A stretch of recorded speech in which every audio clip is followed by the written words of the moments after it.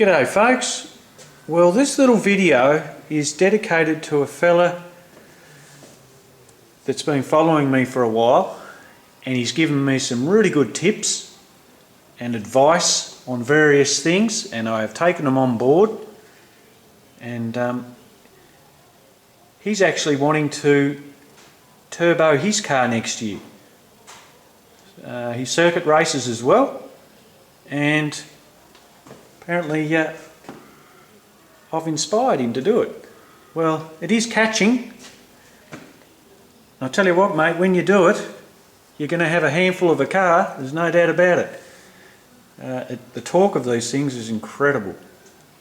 It is, it's unbelievable. It's like driving a bloody big block, this thing. You know, pumping around 1200 newton meters of torque plus. It's unbelievable. Alright, we'll talk about the carb first.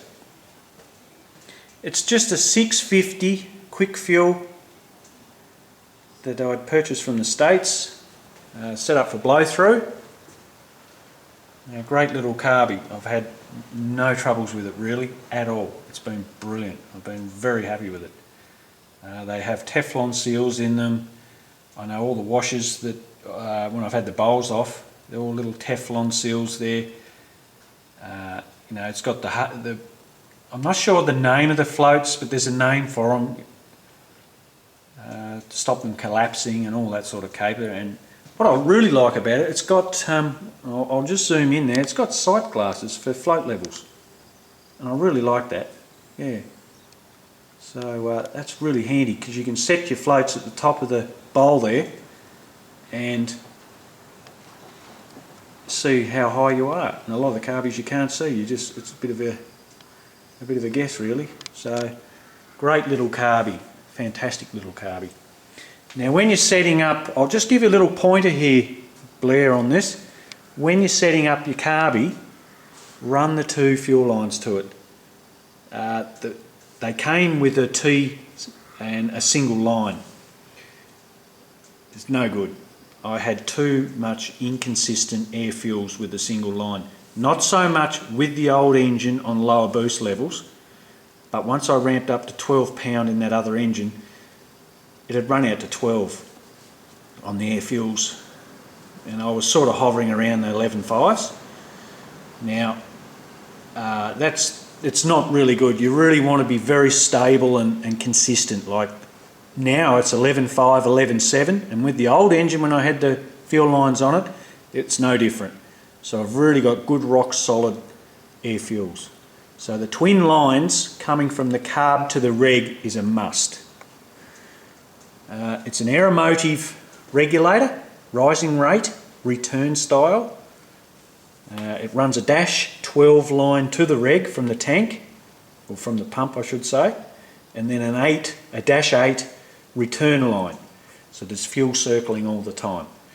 I reference off the reg, off onto the charge pipe there, which is back probably, you know, 600 mil, 700 mil from the carburettor and before the blow-off valve too.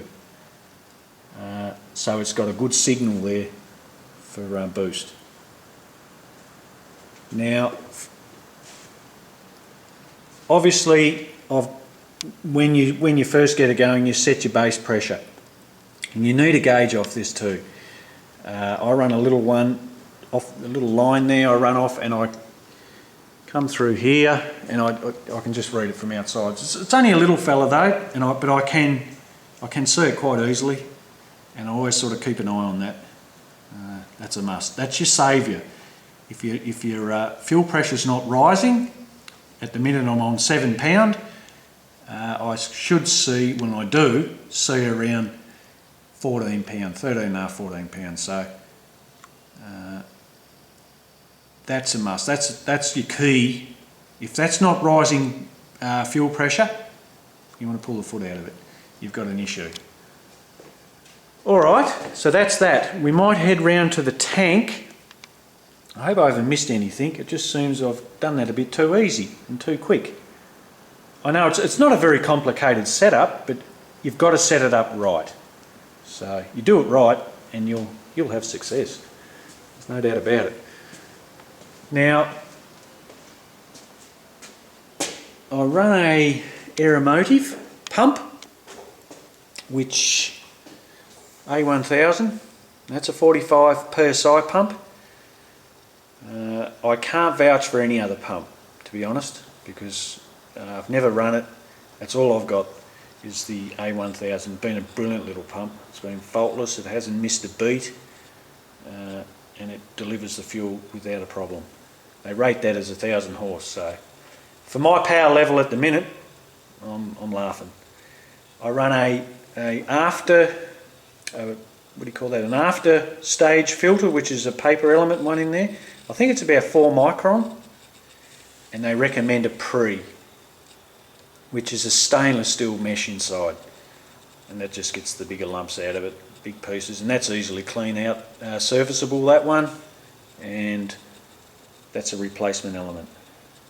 So that's pretty basic, that one works really well. So obviously the dash 12 back into the tank, and up on here you see the return, which is the dash 8. That's the return fuel. I do note with the pump they do warm up your fuel. After about an hour of driving, your fuel you can feel it just gets that little bit warm. Look, I've never found it a problem. I mean, if I was doing long driving in this, you can get controllers for them. Slow the pump down when you're not in boost and ramp it up when you're in boost, but for what I do, I don't need it. Now the tank, I'm not sure what you're running, but for me anyway, there's foam in this tank, so we're looking at halfway up, all foam. I think that's the key really to keeping your engine alive, is to keep that constant supply of fuel. If you started getting surge in your tank, say getting down a bit, you know, it's only going to be a matter of a few seconds and you're just going to run out of fuel. So a good constant supply of fuel is critical. So that's why I run the foam in it, and it's been a ripper little tank, so I've had no trouble with that one. But that's it, Blair. It's pretty straightforward, mate. There's not too much going on there. Like I said, you just got to set them up right, and they run really well. All right, mate. I just want to point out to all you other folks out there, of missing a battery for some reason.